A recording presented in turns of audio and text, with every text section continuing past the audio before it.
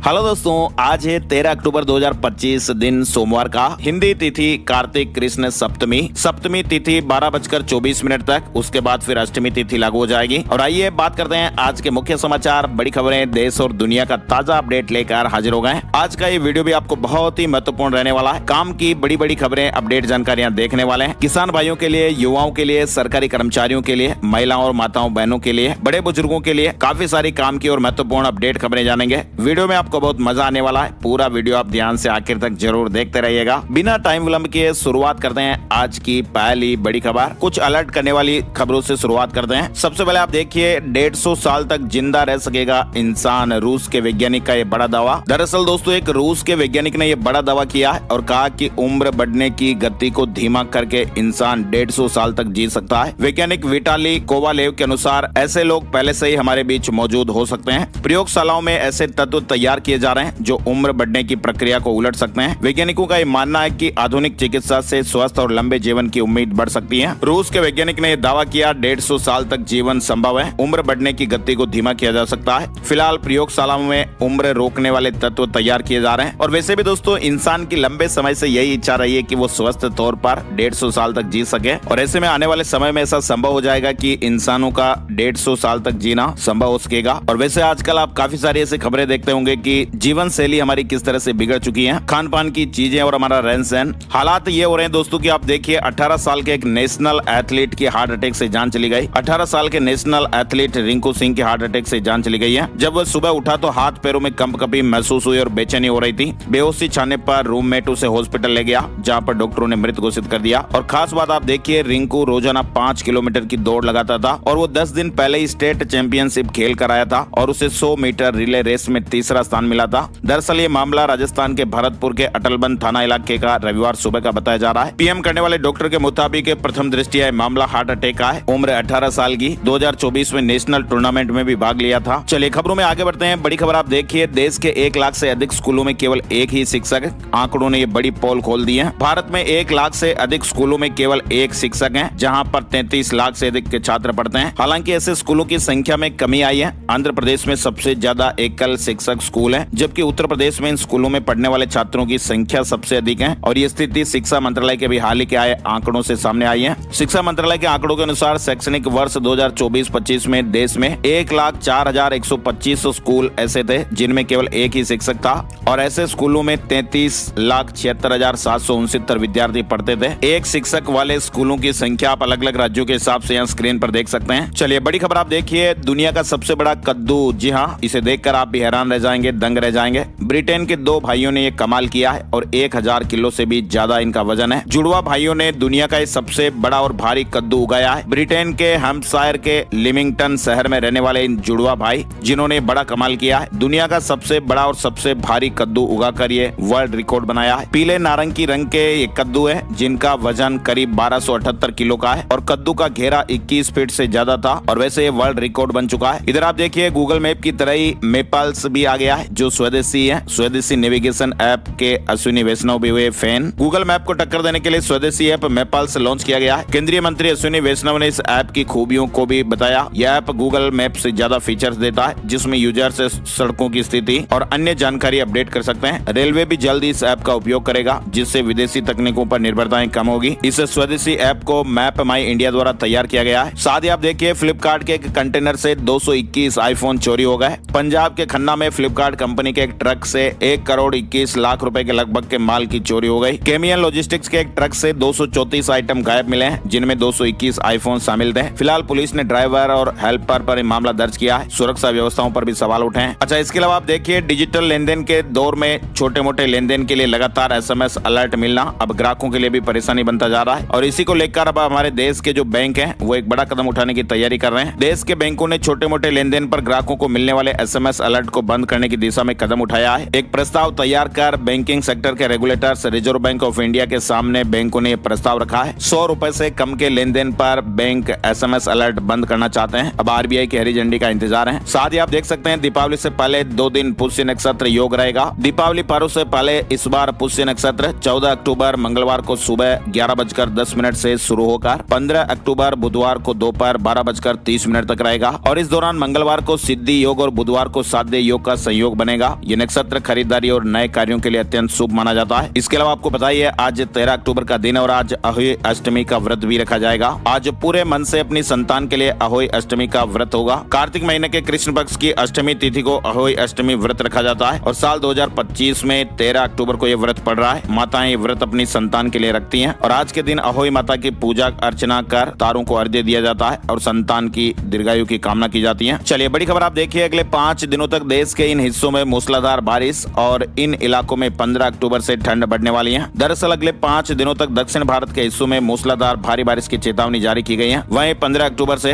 Delhi NCR समेत उत्तरी राज्यों में ठंड बढ़ने के आसार हैं। विमेंस वर्ल्ड कप में भारत की लगातार दूसरी हार हुई है। साउथ अफ्रीका के बाद इंडिया विमेंस को डिफेंडिंग चैंपियन ऑस्ट्रेलिया ने 3 विकेट से हरा दिया। वहीं आप देखिए अफगानिस्तान के विदेश मंत्री आमिर खान मुताकी अपने 7 दिवसीय दौरे पर भारत आए हुए हैं। विदेश मंत्री ने रविवार को दिल्ली स्थित अफगानिस्तान एम्बेसी में प्रेस कॉन्फ्रेंस कर पत्रकारों के हर सवाल के जवाब दिए। एक सवाल का जवाब देते हुए उन्होंने कहा कि महिलाओं को अफगानिस्तान में भी शिक्षा दी जा रही है और इस समय हमारे स्कूलों और अन्य शैक्षणिक संस्थानों में 1 करोड़ छात्राएं पढ़ रही हैं। किसी पर कोई पाबंदी नहीं है। अफगान विदेश मंत्री ने प्रेस कॉन्फ्रेंस की। महिला पत्रकार पहली लाइन में बैठी। मुत्तकी ने कहा कि पिछली बार समय कम था इसलिए सबको नहीं बुलाया गया। ये सिर्फ तकनीकी कारणों से हुआ था और पिछली बार पत्रकारों की छोटी लिस्ट तैयार की गई थी क्योंकि समय कम था। चलिए बड़ी खबर आप देखिए, मिस्र में सोमवार को गाजा पीस समिट का आयोजन भी होने वाला है और भारत की तरफ से कीर्तिवर्धन सिंह शामिल होंगे। गाजा पट्टी में स्थायी शांति के लिए मिस्र के शर्म अल शेख में शांति शिखर सम्मेलन होगा और इसमें भारत की ओर से विदेश राज्य मंत्री कीर्तिवर्धन सिंह भाग लेंगे। इस समिट में इजरायल और हमास के अमेरिकी राष्ट्रपति ट्रंप की शांति योजना पर हस्ताक्षर करने की संभावनाएं हैं। प्रधानमंत्री मोदी की व्यस्तता के कारण कीर्तिवर्धन सिंह भारत का प्रतिनिधित्व करने वाले हैं, है ना। और अब बड़ी खबर आप देखिए असम से आ रही है। असम में रह गए अब केवल 40% हिंदू। सीएम हिमंत बिस्वा शर्मा ने बड़ा दावा किया है। असम के मुख्यमंत्री हिमंत बिस्वा शर्मा ने यह दावा किया कि राज्य में हिंदू आबादी अब केवल 40% है, जो मुसलमानों के लगभग बराबर है। उन्होंने इसे जनसांख्यिकीय बदलाव का मुख्य कारण अवैध घुसपैठियों को बताया, न कि स्थानीय मुस्लिम आबादी के प्राकृतिक विकास को। शर्मा ने कहा कि असम जनसंख्यात्मक परिवर्तन का बड़ा शिकार रहा है। असम में जनसंख्या संरचना में एक तेज बदलाव देखा गया है। साथ ही आप देखिए बिहार चुनाव पर दिल्ली में बीजेपी सीईसी की बैठक हुई। पीएम मोदी, अमित शाह, राजनाथ सिंह, जेपी नड्डा, सम्राट चौधरी भी मौजूद थे। कैंडिडेट्स के नामों पर मुहर लग गई है। यानी बिहार विधानसभा चुनाव को लेकर दिल्ली बीजेपी ऑफिस में केंद्रीय चुनाव समिति यानी सीईसी की बैठक हुई। बिहार विधानसभा चुनाव को लेकर एनडीए ने सीट शेयरिंग की घोषणा कर दी है। बीजेपी 101 सीटों पर चुनाव लड़ेगी, वहीं जदयू 101 सीटों पर लड़ने जा रही है, जबकि चिराग पासवान की पार्टी एलजेपी 29 सीटों पर अपने प्रत्याशी उतारेगी। जीतन राम मांझी की हिंदुस्तान अवाम मोर्चा को 6 और उपेंद्र कुशवाहा की पार्टी आरएलएम को 6 सीटें दी गई हैं। वहीं केंद्रीय मंत्री जीतन राम मांझी ने साफ कर दिया कि वो एनडीए सरकार में रहेंगे। बिहार में एनडीए ने सीट शेयरिंग का बड़ा ऐलान कर दिया है। वहीं सीट शेयरिंग के बाद एनडीए ने आज सोमवार को पटना में प्रेस कॉन्फ्रेंस बुलाई है। सीट शेयरिंग में चिराग की जीत के आगे से पहले 40 सीटों की डिमांड करने वाले जीतन राम मांझी ने 6 सीटें मिलने पर कहा कि मैं संतुष्ट हूं। वहीं एनडीए में सीट बंटवारे पर कांग्रेस नेता और राज्यसभा सांसद अभिषेक मनु सिंघवी ने कहा कि बिहार अब गठबंधन नहीं गणित से चल रहा है, जनता का समीकरण कहीं खो गया। बिहार चुनाव के लिए एनडीए में सीट बंटवारे को लेकर कांग्रेस नेता और राज्यसभा सांसद अभिषेक मनु सिंघवी ने बड़ा बयान दिया है। उन्होंने ट्वीट करके कहा कि बिहार में एनडीए का सीट बंटवारा तो तय हो गया,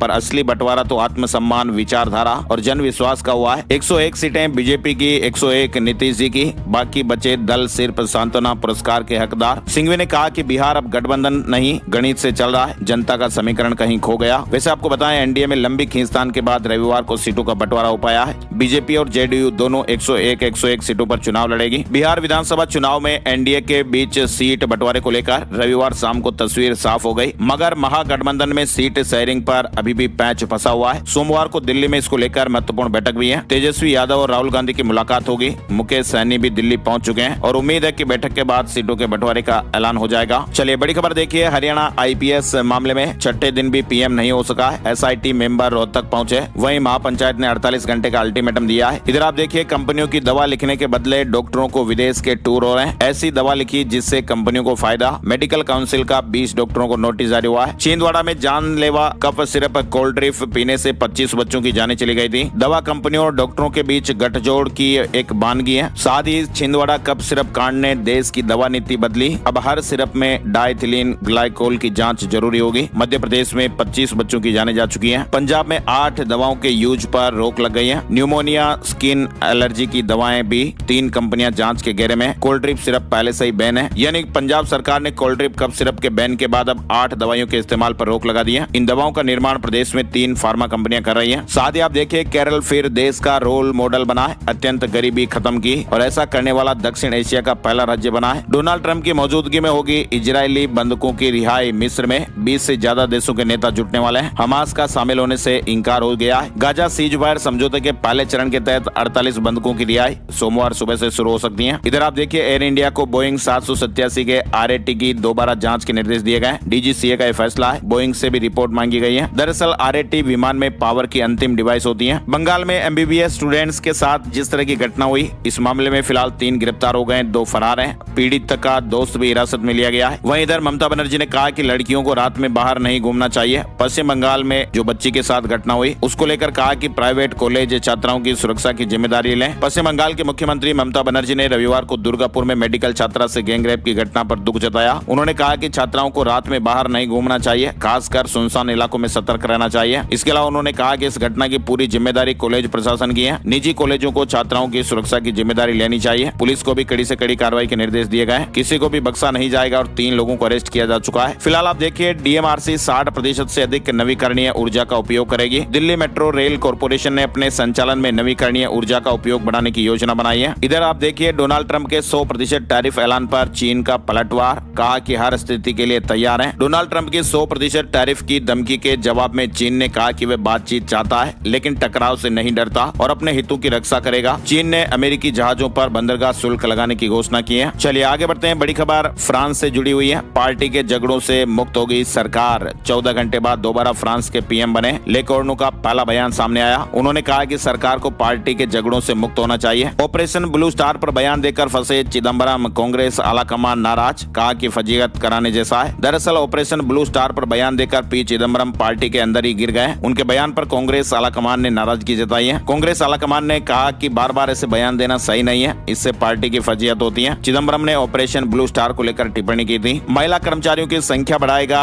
SBI बैंक। जी हां, बैंक का लक्ष्य अगले 5 साल में महिला कर्मचारियों की संख्या को बढ़ाकर 30% करना है। भारत के सबसे बड़े सरकारी स्टेट बैंक ऑफ इंडिया ने महिला कर्मचारियों की संख्या बढ़ाने के लिए योजना बनाई है। इधर आप देखिए AI से नहीं जाएगी नौकरियां। Google cloud CEO Thomas Kurian ने बड़ा बयान दिया है। गूगल क्लाउड के CEO थॉमस कुरियन ने AI के रोजगार पर पड़ने वाले प्रभाव को लेकर आश्वासन दिया है और कहा कि AI लोगों की जगह नहीं ले रहा है बल्कि उन्हें तेजी से बदलते काम के माहौल में आगे बढ़ने में मदद कर रहा है। AI ने गूगल इंजीनियरों को भी 10% ज्यादा प्रोडक्टिव बना दिया है। AI कर्मचारियों का रिप्लेसमेंट नहीं बल्कि असिस्टेंट है। इधर आप देखिए सोने चांदी के भाव को लेकर भी लगातार अपडेट चल रहे हैं। सोने चांदी और महंगे होंगे। सोने चांदी की कीमतें तेजी से रोज नए रिकॉर्ड बना रही हैं। ऑल टाइम हाई के रिकॉर्ड लगातार देखने को मिल रहे हैं। अब सोने की ये तेजी टिकाऊ है या फिर ये कोई बबल है, ये तो आने वाले समय में पता चलेगा। लेकिन जो विशेषज्ञ वो यही कह रहे हैं कि सोने चांदी के जो रेट है वो आगे और महंगे होने वाले हैं। फिलहाल बढ़ते हैं आगे। बड़ी खबर देखिए आप, ICAI करेगा सरकार की मदद। भारत के पहले AI मॉडल को देगा कंपनियों का वित्तीय डेटा। फरवरी 2026 तक लॉन्च की तैयारी हो रही है। भारत के चार्टर्ड अकाउंटेंट संस्थान यानी ICAI अब देश के पहले स्वदेशी AI मॉडल को वित्तीय और आर्थिक डेटा उपलब्ध कराने की तैयारी में है। साथ ही आप देखिए ऑपरेशन सिंदूर के दौरान NSE पर 40 करोड़ साइबर हमले हुए, एक भी सफल नहीं हो पाया है। साथ ही एक सर्वे में बड़ा खुलासा हुआ है, फोन और टीवी देखकर बच्चे ज्यादा खाना खा जाते हैं और ऐसे में बच्चों में मोटापा बढ़ रहा है। 78% स्कूली बच्चे मोबाइल और टीवी स्क्रीन देखते हुए खाना खाते हैं और इस कारण वे ज्यादा खाना खा जाते हैं। इससे उनमें मोटापा बढ़ रहा है। शरीर में वसा का जमाव अधिक होने की वजह से कोलेस्ट्रॉल और फैटी लीवर की दिक्कतें भी हो रही हैं। ये तथ्य ग्रो इंडिया सोसाइटी के एक सर्वे में सामने आए हैं। इधर आप देखिए हिमाचल प्रदेश के नाग मंदिर में आग लग जाने से 4 मंजिला नवनिर्मित भवन पूरी तरह जल गया है। अप्रैल में इसकी प्राण प्रतिष्ठा होनी थी। उत्तराखंड में बड़ा प्रशासनिक फेरबदल हुआ है। 44 IAS, IFS और PCS अफसरों के तबादले हुए हैं। 5 जिलों के DM बदले गए हैं। हिमाचल प्रदेश से आप एक और अपडेट देखिए, किन्नौर में पक्षियों की 4 नई प्रजातियां देखी गई। विश्व प्रवासी पक्षी दिवस पर किए गए एक सर्वे में ये बातें सामने आई हैं। हिमाचल प्रदेश के सेवानिवृत्त कर्मचारी सरकार के विरोध में 18 संगठन धरना प्रदर्शन करेंगे। हिमाचल प्रदेश में रिटायर्ड कर्मचारियों के 18 संगठनों ने सरकार के विरोध में मोर्चा खोल दिया है। उनकी मांगों पर सरकार की उदासीनता के कारण वे धरना प्रदर्शन की तैयारी में है। यदि उनकी मांगे नहीं मानी गई तो वे आंदोलन को और तेज करने वाले हैं। हिमाचल प्रदेश संयुक्त संघर्ष समिति के बैनर तले 17 अक्टूबर को प्रदेश के सभी जिलों में पेंशनर धरने प्रदर्शन करेंगे। हिमाचल प्रदेश के सरकारी स्कूलों की ग्रेडिंग होगी। हर साल विद्यालय को ग्रेड मिलेगा। सरकारी स्कूलों की गुणवत्ता सुधारने के लिए ग्रेडिंग प्रणाली शुरू की गई है। वहीं आप देखिए अखिल भारतीय सैनिक स्कूल प्रवेश परीक्षा के लिए रजिस्ट्रेशन की अंतिम तिथि 30 अक्टूबर है और इच्छुक छात्र ऑनलाइन रजिस्ट्रेशन कर सकते हैं। सैनिक स्कूल की वेबसाइट पर आपको डिटेल से जानकारियां मिल जाएगी। पंजाब से बड़ी खबर आप देखिए, पंजाब सरकार ने इन्फोसिस के साथ मिलकर मोहाली में 300 करोड़ रुपए का निवेश आकर्षित किया है। 2500 नौकरियां पैदा होगी। मेक्सिको में भारी बारिश ने तबाही मचाई। बाढ़ और भूस्खलन से 41 लोगों की जान जाने की खबर है। मेक्सिको में लगातार बारिश की वजह से बाढ़ के हालात बने हुए हैं। वहीं बाढ़ और भूस्खलन की वजह से अलग अलग इलाकों में कई लोगों की जानें चली गई है। बाढ़ की वजह से लाखों लोग प्रभावित हुए हैं। मेक्सिको में बीते दिनों हुई मूसलाधार बारिश से अब हालात बदतर होते जा रहे हैं। बड़ी खबर, दिल्ली में जल्द ही व्हाट्सएप से बनेंगे बर्थ और कास्ट सर्टिफिकेट। सरकारी कार्यालयों के चक्कर नहीं लगाने पड़ेंगे। राजस्थान से जुड़े अपडेट में देखिए, राजस्थान में उत्तरी हवाओं से हल्की सर्दी महसूस होने लगी है। तापमान 20 डिग्री सेल्सियस से नीचे, दिन में धूप से राहत मिल रही है। उदयपुर में सबसे ज्यादा ठंडक रही, यानी राजस्थान में अब उत्तरी हवाओं के कारण सुबह शाम हल्की ठंडक बरकरार है। इसके अलावा आपको बताएं, केंद्रीय गृह मंत्री अमित शाह आज सोमवार को राजस्थान के जयपुर आ रहे हैं। अमित शाह 3 महीने में दूसरी बार जयपुर आ रहे हैं। पीएम सूर्यघर योजना यानी 150 यूनिट मुफ्त बिजली योजना के रजिस्ट्रेशन का भी आज शुभारंभ होने वाला है। इधर राजस्थान के चित्तौड़गढ़ में 21,174 अफीम किसानों ने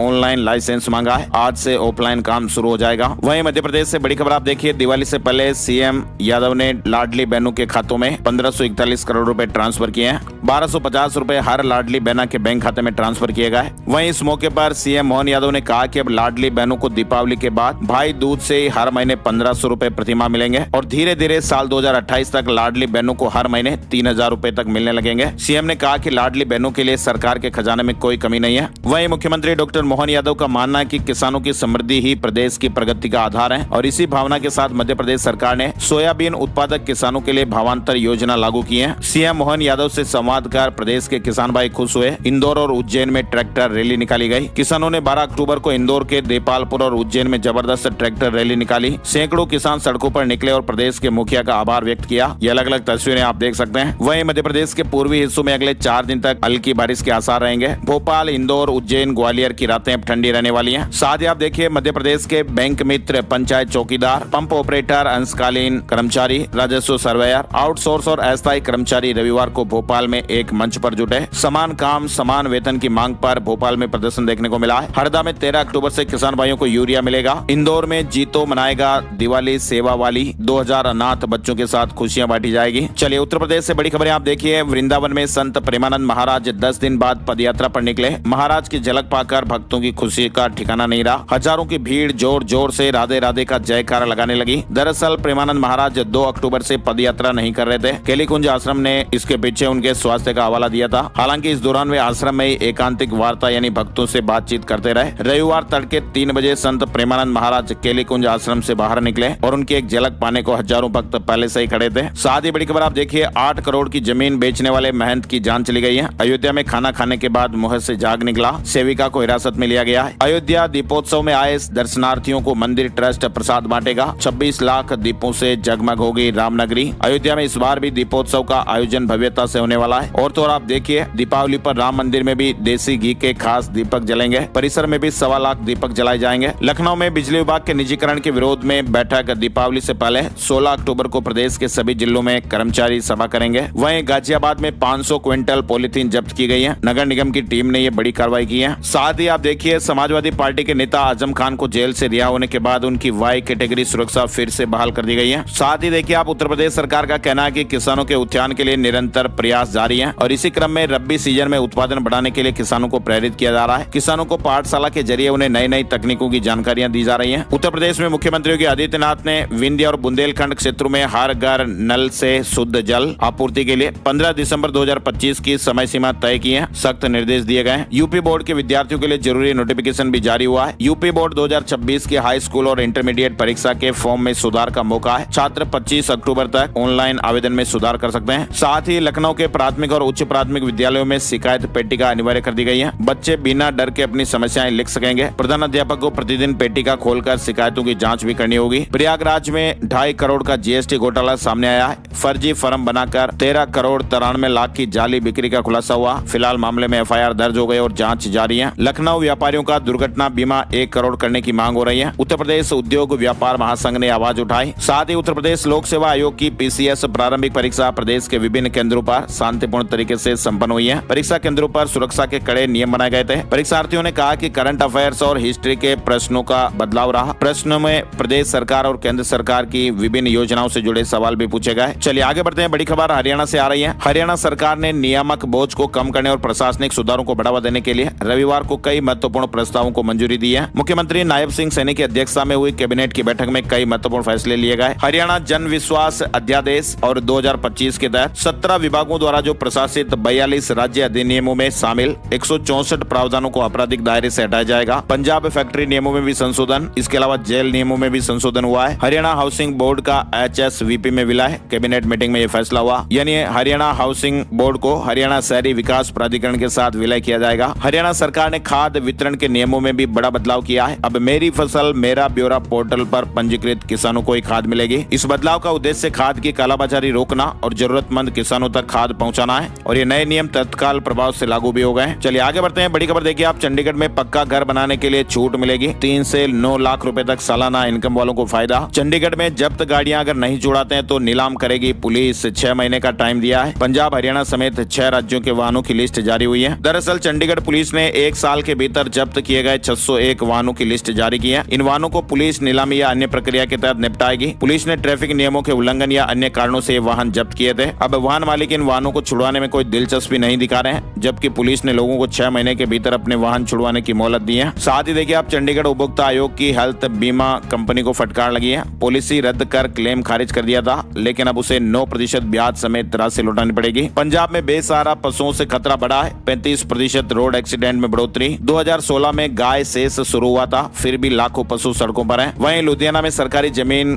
कब्जा मुक्त कराई जाएगी। डीसी ने आदेश जारी कर दिया है। कानून को और पटवारियों की ड्यूटी भी लगाई। चंडीगढ़ में सोशल मीडिया पर फोटो लगाकर प्रोडक्ट बेचने पर FIR। जीना सीखो लाइफ केयर के आचार्य की शिकायत पर यह कार्रवाई। फेसबुक और इंस्टाग्राम पर फोटो लगाकर स्कैम किए जा रहे हैं। और आजकल आप देखते होंगे कि कई बड़े जैसे फिल्मों के हीरो या जो बड़ी बड़ी शख्सियत हैं, उनकी आवाज AI से कॉपी कर उनके फोटो इस्तेमाल कर जो लोग बाग है उनके प्रोडक्ट बेच रहे हैं, फर्जी विज्ञापन तैयार कर रहे हैं। और इन फर्जी वीडियो और पोस्ट को जानबूझकर इस मकसद से फैलाया गया कि उनकी छवि खराब हो, जनता गुमराह हो और उनके प्रोडक्ट बिक जाएं। तो ऐसे मामलों को लेकर ये शिकायत दर्ज हुई है। वहीं शिमला में आज 13 अक्टूबर को प्राइवेट बसें नहीं चलेगी। ड्राइवर और कंडक्टर यूनियन ने हड़ताल बुलाई है, सरकारी नीतियों का विरोध कर रहे हैं। हिमाचल प्रदेश की राजधानी शिमला में 13 अक्टूबर को निजी बसें नहीं चलेगी। निजी बस से ड्राइवर कंडक्टर यूनियन ने 13 अक्टूबर को हड़ताल करने का ऐलान किया है। और अब चलते चलते एक नजर आज का राशि बल। आज 13 अक्टूबर सोमवार को मेष राशि के लोगों को रुका हुआ पैसा मिलने के योग है। वित्तीय रुकावटें दूर होंगी। वृष राशि के लोगों की इनकम में सुधार होगा। तुला और मिथुन राशि वालों की नौकरी में तरक्की के योग है। मकर राशि वालों के बिजनेस में फायदेमंद स्थितियां बनी हुई है। जरूरी कामों में बदलाव फायदेमंद हो सकता है। वित्तीय योजनाओं पर काम करने के लिहाज से धनु राशि वालों के लिए आज अच्छा दिन रहने वाला है। तो ये थे दोस्तों आज के मुख्य समाचार, बड़ी खबरें, देश और दुनिया का ताजा अपडेट। वीडियो आपको कैसा लगा कमेंट करके जरूर बताइएगा। अपना प्यार और सपोर्ट हमें दीजिएगा। इस वीडियो को आप फेसबुक और व्हाट्सएप पर ज्यादा से ज्यादा शेयर कर दीजिएगा। आपका लाइक और शेयर हमें बहुत ज्यादा मोटिवेट करता है और हम अच्छी खबरें हर रोज लाने के लिए बहुत ज्यादा और मेहनत करने के लिए प्रेरित होते हैं। तो प्लीज आप वीडियो को लाइक और शेयर जरूर कीजिएगा। एक और नई जानकारी और नए वीडियो में फिर मिलते हैं। तब तक के लिए जय हिंद, जय भारत, वंदे मातरम।